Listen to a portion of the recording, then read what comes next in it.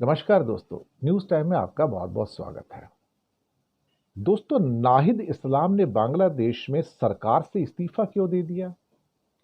बहुत सारे क्वेश्चन हैं। स्टूडेंट नेता थे, एग्रेसिव थे और उनके कारण ही देखा जाए तो शेख हसीना को देश से भागना भी पड़ा। और जब वो इंटरिम गवर्नमेंट बनती है तो उसके अंदर भी एक इंपॉर्टेंट पोस्ट पर थे।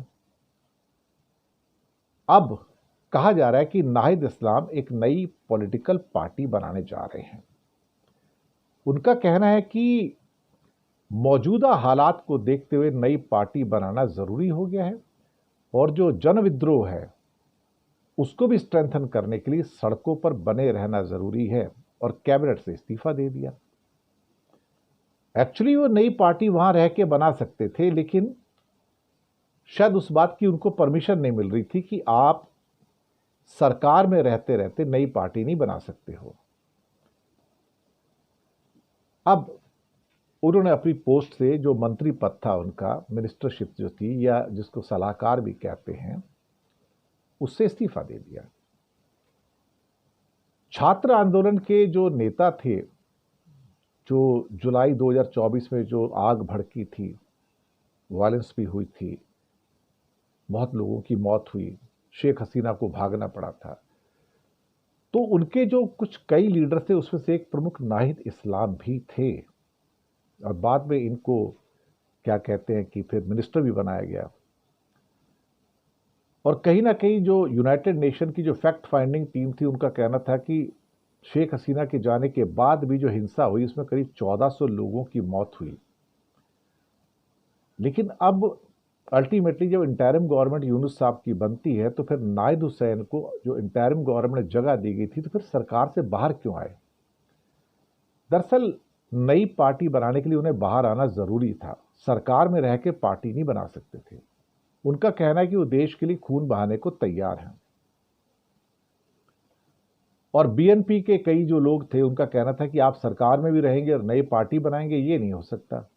तो नाहिद ने रिस्क ले लिया कि ठीक है ना, सरकार जरूरी नहीं है, मिनिस्टर बने रहना जरूरी नहीं है, मैं जाता हूं, अपनी पार्टी अलग बनाऊंगा। इससे उनको वेट मिला, उनका वजन बढ़ गया, उनकी प्रेस्टीज बढ़ गई कि ये आदमी को मिनिस्टरशिप नहीं चाहिए। और बहुत सारे लोग ऐसे हैं कि जो उनको फ्यूचर प्राइम मिनिस्टर के तौर पर भी देखते हैं। स्टूडेंट के आंदोलन में जो लोग और भी थे उसमें से एक महफूज आलम है और एक आसिफ महमूद है, वो सरकार में अभी भी हैं। लेकिन इस्लाम ने कहा कि वो आ, हम कोशिश तो करेंगे, सरकार को सपोर्ट तो करते रहेंगे, लेकिन आखिरकार बाहर जाके हमको पॉलिटिकल मूवमेंट तो बनाना ही पड़ेगा ना। अब वो पॉलिटिकल मूवमेंट स्टार्ट हो गया।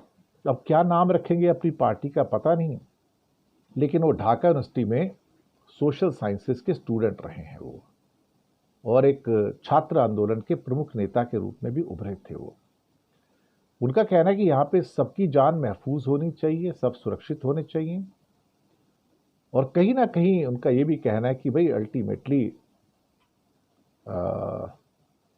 यहाँ पर एक अच्छी सरकार आए जो सबको सुरक्षित रखे और अल्पसंख्यकों को प्रोटेक्ट भी करे, यहाँ पर माइनॉरिटीज को प्रोटेक्ट करे। वो माइनॉरिटीज को प्रोटेक्ट करने के पक्ष में हैं, उनके जो मंदिर वगैरह हैं उनको प्रोटेक्ट करने के पक्ष में हैं, हिंदुओं को प्रोटेक्ट करने के पक्ष में हैं। और नाहिद इस्लाम काफी पॉपुलर भी हैं, उनको छात्रों का, यूथ का काफी सपोर्ट है। और मैंने कहा ना कि कई लोग उनको बांग्लादेश के फ्यूचर प्राइम मिनिस्टर के तौर पर भी देखते हैं। हालांकि वो उसके एक ट्रस्टेड सपोर्टर रहे हैं यूनुस साहब के, लेकिन मुझे लगता है कि कुछ ना कुछ तो उनके मन में होगा एक नई पार्टी बना के, क्योंकि वो भी सोचते हैं कि अवामी लीग और बीएनपी और जमात का मतलब नहीं है। अच्छा ये होगा कि एक नई पार्टी बनाई जाए और नई पार्टी बना के एक सेकुलर पार्टी के तौर पर करीब करीब हम आगे बढ़ें। और आगे बढ़कर वो ये भी चाहते हैं कि भारत भी बांग्लादेश का साथ दे। सरकार से बाहर आना, इसका क्या मतलब है? क्या इसके पीछे किसी फॉरेन पावर का हाथ है? हमें नहीं पता, स्पेकुलेशन की बात है। क्या कोई फॉरेन पावर है जो नाहिद इस्लाम से कह रही है कि सरकार से अलग हो जाओ और अपनी पार्टी बनाओ और हम आपको सपोर्ट करेंगे ताकि आप एज ए प्राइम मिनिस्टर वापस आ सको। पॉलिटिक्स में कुछ भी संभव है और इंटरनेशनल पॉलिटिक्स में तो और भी ज़्यादा संभव है। अब देखते हैं क्या होता है, लेकिन मुझे लगता है कि कोई ना कोई एक बड़ी स्कीम ऑफ थिंग है जो इस बात को कंपेल कर रही है कि वहां पर एक नई पॉलिटिकल पार्टी बनाई जाए, यूथ और स्टूडेंट्स की सपोर्ट लेकर वहां पर सत्ता के ऊपर एक कब्जा किया जाए लंबे टाइम के लिए। और अवामी लीग और बीएनपी और जमात जैसी जो ट्रेडिशनल पार्टीज रही हैं, उनसे हट के लोगों को एक ऑप्शन दिया जाए कि भाई ये वो पार्टी है जो यूथ की पार्टी है, यंग लोगों की पार्टी है, जो सेकुलर भी है और जो कि एक किस्म से कहा जाए तो स्टूडेंट से निकली हुई है, वो आपके भले के लिए है। देखते क्या होता है, लेकिन कौन जाने किसके पीछे किसका हाथ है। शुक्रिया आपका।